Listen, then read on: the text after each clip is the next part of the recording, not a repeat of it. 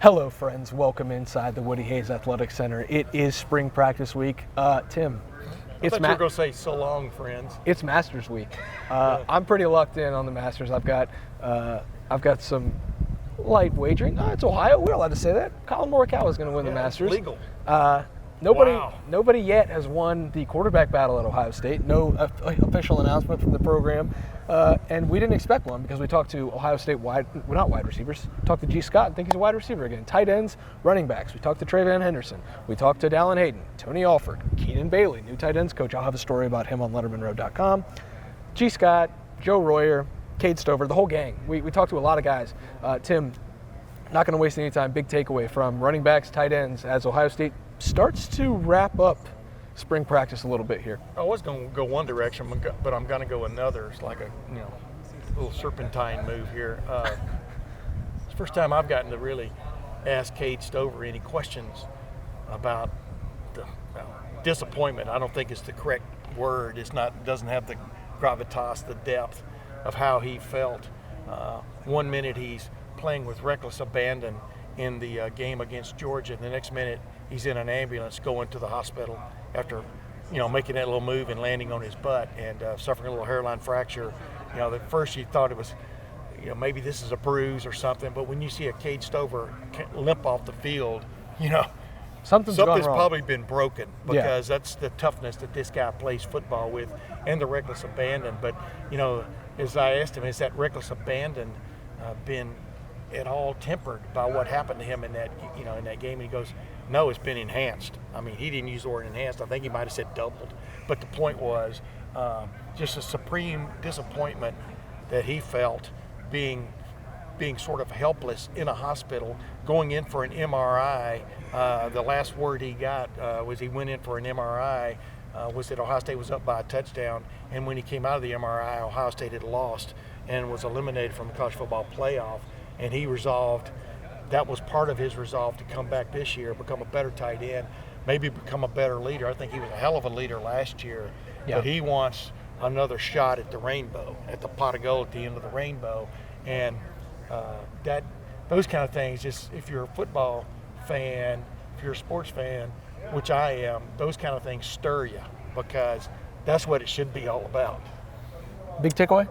Trayanum Henderson is back and participating. We've talked about that in the last couple of videos. He's not doing team stuff, but he's doing individual stuff, which he said was always the goal. He talked about how he's way ahead of schedule, has been ahead of schedule, and he's happy about where he's at in terms of his health. He said if he had to, he could play a game today. Obviously they're not trying to risk anything with him in terms of his health.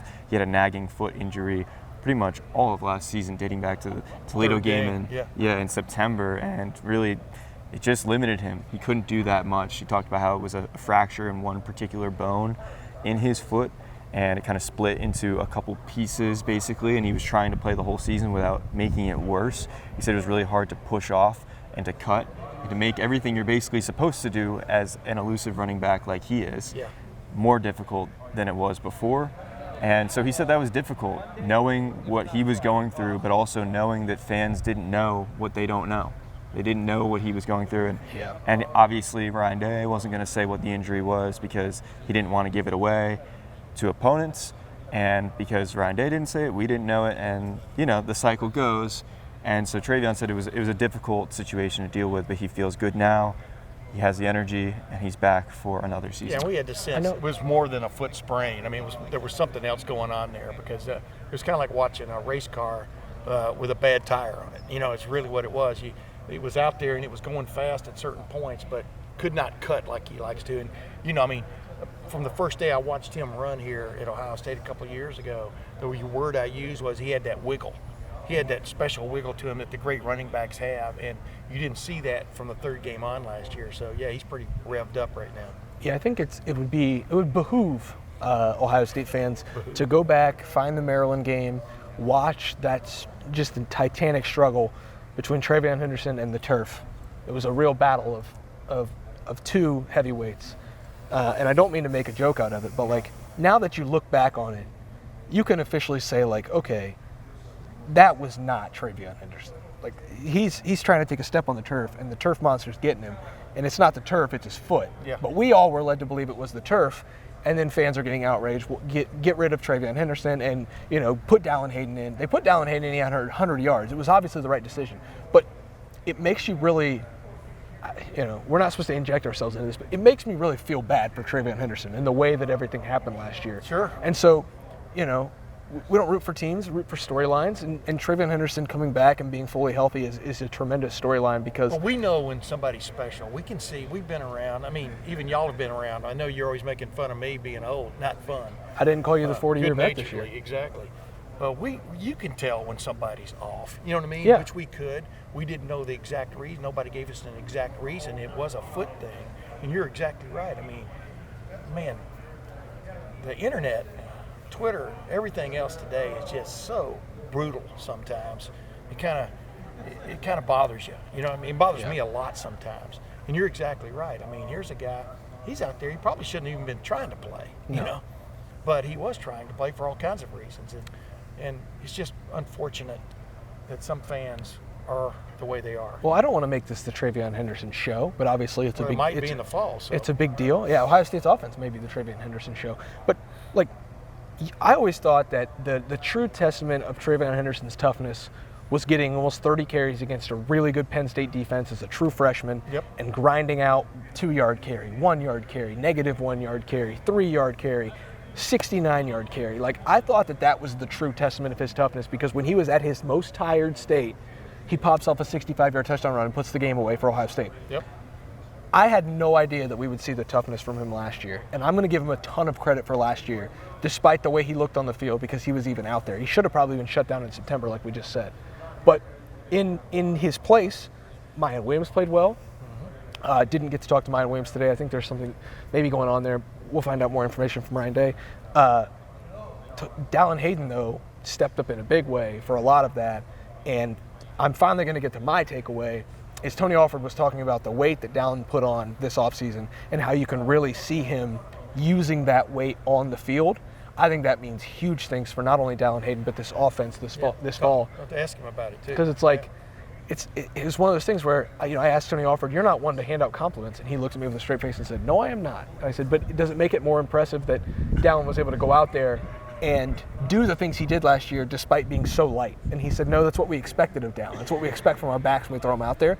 And that's why he was out there. They trusted him to be out there. Obviously not in the Michigan game, but they trust him to be out there. And I think they're going to trust him even more now that he's near the weight that he needs to be and he's a little bit more explosive. Yeah, and he said, I asked him about his weight. He's up to 203, 205 in that range. He's gained about 12 pounds. And it's not just 12 pounds like I would gain. You can look at him and see he's different physically. Yeah. And then on top of that, like you just said, man, they tried to baby him, pardon the pun, as much as they could last year because they knew he was going to be taking a pounding just physically. He didn't even come in until June last year, as you know. Yeah. So he hadn't even been here a year, Yeah. And yet look at the strides he's made, and he's definitely making strides and getting his name out there even stronger from the standpoint of reliability standpoint this spring. Because on Saturday, for example, he and Chip Trayanum were two of the standouts of a kind of a he looked really good offensive day. But Dallin Hayden, when you think about a freshman going in there and playing in that Maryland game, wow. I mean, that spoke, and then all of a sudden he was almost a non-factor against Michigan, but he did take a pounding in that Maryland game because of all the carries, and Chip Trayanum got the call more in the Michigan game. So, I keep looking at this running back room, and I wrote about this. Remember earlier this year, this could be the best room in the country if everybody's healthy. That's what Tony Alford said too. He echoed that, and I also remember Dallin Hayden against Georgia. Andy, we watched him in that third quarter. They tried to establish the run a little bit. He goes, I think, 3 yards, 5 yards, and then I think he had a 13 to 15-yard run. And you look at him against a Georgia front that is going to have guys have their name called in the NFL draft, and it's like, oh, Dallin Hayden can do that too. And so, like he just said, this room has the chance to be really special if, and the capital I, capital F, if it stays healthy. Yeah, I think you couldn't really even notice that Dallin Hayden was lighter last year because he runs so well after contact. So does Mayan Williams. And Trayanum Henderson, when he's healthy, does that too. This whole group, including Chip Trayanum, who's also 233 pounds, but runs much faster than I think any of us really realized, being here in the Woody and seeing him break off for a 70-yard touchdown last weekend's scrimmage. This room definitely has a lot of talent, and there's a reason why they didn't sign a running back in last year's class. They could have, if they wanted to, put more effort towards the end of that class, but they didn't because they felt comfortable with the group they have here. Yes. The returning talent, the experience, and that's clearly showing up. Even if one guy is not healthy, you have to prepare for that because that's inevitable with running backs and the way this game is played. They still have a bunch of options there. Yeah. Meanwhile, the Ohio State tight end room has a new voice in it. Keenan Bailey, the new tight ends coach. There is nobody in this building having more fun this spring than Keenan Bailey. You can't convince me otherwise. He just seems like he's having the greatest time of his life, finally running a position unit, finally an apprenticeship though. Finally getting his crack at running a room. I asked him, I said, has it like set in for you yet? He said no, and if it does, then call me out on it. If I'm just walking around with a whistle, call me out on it. I want to have that energy all the time. And so he's attacking every day with some crazy enthusiasm. He's just making the most of every day. He was asked about, what do you want to be, long term? Like, what do you want to be when you grow up? And he's like, I'm just trying to make it day by day. And I think that's the right approach for a coach of his experience and youthful exuberance. And I just thought it was interesting and fascinating how much energy Keenan Bailey brings to that room. Yeah, and I brought up with him. He worked with the wide receivers in Brian Hartline. And then he brought up, he also worked with the offensive line. At points during his apprenticeship here, which it seems to have gone on almost not as long as I've been around, but maybe as long as you've been around. He has been in the building since I've been here. Yes. But the point is, what better melding could you have than a guy who worked with the offensive line at one point and a guy who worked with wide receivers now coaching your tight ends in a dynamic offense? That's what you want from your tight end. You want to be an offensive lineman 1 minute and a wide receiver the next. And I think he's brought that to bear. The players, Cade Stover, all these guys, Cade Stover was talking about him this time a year ago about what he brings from the standpoint of running routes and things like that. And he was just a GA still at that point. Yeah. So that was a promotion that was I don't know if it's a long time coming, major opportunity for Keenan Bailey, but I think he has seized on it, and I think he's got the credentials, and I think he's going to show up. And if last year was any indication, that tight end in the passing game will be more prominent going forward for Ryan Day and this offense and now Brian Hartline. Cade Stover last year was the first Ohio State tight end to have more than 30 catches in a couple decades here. So really, I think if that's any indication, guys like Jelani Thurman, Joe Royer, even G. Scott could be in the fold for more receptions this season. We actually, we're talking to some of those guys, Joe Royer, G. Scott today, and there's a competition among the second tight end. We know Cade is obviously tight end 1 coming back, but who's tight end 2? They use a lot of 12 personnel here, and you're going to need those 2 tight end packages, and it's really a competition, it seems, right now between Joe Royer and G. Scott, and G had the snap advantage last year, but you have to remember too that Joe missed most of the year with complications, first injury and then lost his mother, and so he took some time away from the team, and he talked about that today, just having a different outlook on life and a different perspective on things. So that was definitely interesting to hear, and obviously you have to commend him for sticking with it and being here for all of that. But G is another guy that seems to be progressing this spring, and that competition for tight end 2 kind of goes a little bit overlooked, but I think it's really important. And G lost his mother, remember? It was like, it's I'm stammering because this offense could be, just like last year I was standing here looking at this offense and what it could be, and it could be a lot of things. I thought last year they could have lined up and plowed the road and run the ball, but then you get your running backs keep going down. You couldn't count on one guy from one game to the next. Then I thought with C.J. Stroud and Marvin Harrison Jr., and I knew Emeka Egbuka was going to step up because we'd seen him in the Rose Bowl. I was just kind of getting in my mind, this could be the most dynamic Ohio State offense I've ever seen. And then it sort of was, but you just felt like they still left a little meat on the bone. Something was missing. Yeah. And then I'm looking at right now, fellas, they've got a nice tight end room, especially a young man coming on, Jelani Thurman, who's only been here for a couple of months. But, man, he looks the part. But then you've got these other guys who've paid their dues, Joe Royer, obviously Cade Stover, G. Scott, if they can just figure out how to get consistency out of him, what they can do. And then the wide receiver room is as deep as, I mean, Carnell Tate, oh my goodness. Yeah. If he was anywhere else, well, we've been lavishing praise on him, but it would be over the top lavish praise. Oh yeah. That guy can play. Yeah. So can Noah Rogers. And then you look at the running back room, which is it's deep if everybody gets healthy, probably the deepest in the country in terms of quality backs. The big question mark, still as we stand here, is the offensive line and who's going to be the starting quarterback. I think both those guys are capable, but it's just really funny what you think could come around if a couple of 3 positions come on. And I think all 3 of those are in the offensive line. You know, they've got to leave here with some semblance of this is their offensive line. Now go run with it. Fellas, I think it's interesting that we talked to the tight ends today, considering that hyping up the Ohio State tight ends, Tim, you could almost call it a tradition unlike any other. Yes, you could. At Ohio State. They're trying I didn't know that song had words, by the way. They're trying to make their return to glory. In your life, have you ever seen anything like these Ohio State tight ends? Just a couple Jim Nantz references for your Masters Week. Tim, you got a pick? I've got a feeling about Max Homa for some reason. Okay. But Bad history there? I know this is okay. going to sound, I know, exactly. So did Sergio Garcia till he got it together. There's something about Jordan Spieth that's intrigued me. Why she'll go out and shoot 78 on Thursday, and that'll be that.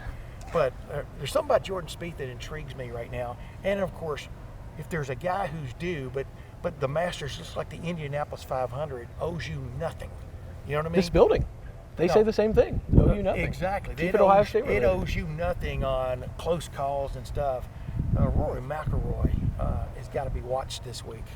Yeah. Maybe in a good way, or maybe if it doesn't work out for him in another way. But Rory McIlroy would be my overall favorite just because I think he's due. You got a quick pick? I said it on the Lettermen Row message boards. If you want to check that out, I said Jordan Spieth just because he hasn't won since 2015. He's had a slew of top 3 finishes over the years. I just feel like it's a matter of time before he wins again. But as Tim said, really anyone can win. I already said it at the beginning of the show, taking Colin Morikawa. Going to stick to it. I just like Max Homa because I like the way Max Homa plays and carries himself. He's a riot. Yeah. That is your Lettermen Row Masters preview. It's also the Lettermen Row recap of running backs and tight ends. I hope you all enjoyed a little double dip there. We love talking about all of it. We do all of that at the Lettermen Lounge, the message board on lettermenrow.com. You can do all of that with us till September 1st for just $30. It's a hell of a deal.